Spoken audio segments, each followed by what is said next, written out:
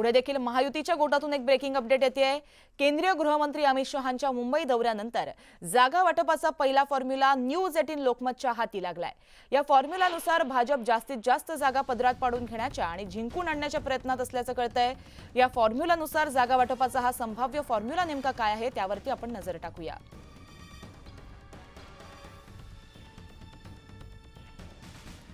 तर संघाकडून 170 जागांची मागणी करण्यात आली। त्याचबरोबर 155 ते 160 जागांवरती भाजप दावा करणार आहे।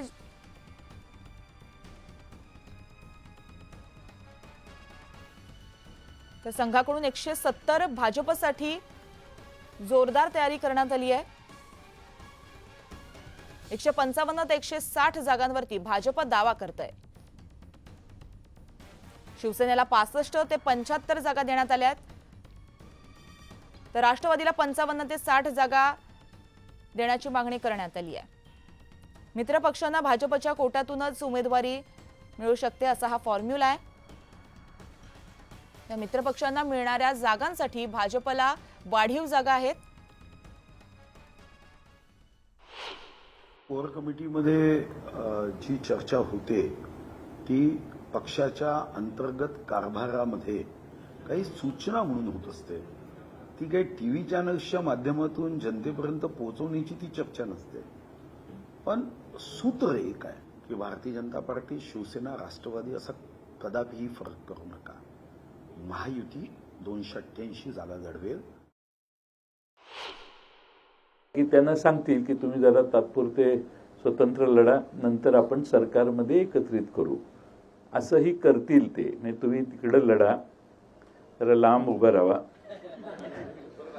आणि मग निवडणूक झाल्यावर आपण एकच आहे, आपण मित्रच आहोत, असं कदाचित समजूत घालतील। मुख्यमंत्री माझी लाडकी बहीण कुटुंब भेट अभियानाला आजपासून सुरुवात होणार आहे। मुख्यमंत्री एकनाथ शिंदे 15 कुटुंबियांना भेट देऊन त्यांच्या कुटुंबासोबत संवाद साधणार आहेत। शिवसैनिक दररोज 15 कुटुंबाची भेट घेणार असल्याचं कळतंय। एका आठवड्यामध्ये शिवसैनिकांचा 1 कोटी लोकांपर्यंत पोहोचण्याचा संकल्प आहे।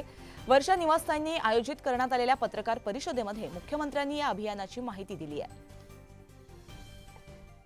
मंत्री असतील, खासदार असतील, आमदार असतील, सर्व कार्यकर्ते दररोज 15 कुटुंबाची भेट घेतील आणि त्या 15 कुटुंबातल्या जे लाभार्थी असतील त्यांच्याशी बोलतील, जे लाभार्थी नसतील त्यांना मार्गदर्शन करतील, योजनेचा लाभ कसा मिळावा या बाबतीमध्ये मदत करतील। या मार्गदर्शनामुळे जे लाभार्थी वंचित आहेत त्यांना लाभ मिळेल आणि ज्यांनी एक योजनेचा लाभ घेतलाय परंतु त्याच्या घरामध्ये दुसऱ्या योजनेचा लाभ घेणारा वंचित आहे त्याला मार्गदर्शन मिळाल्यामुळे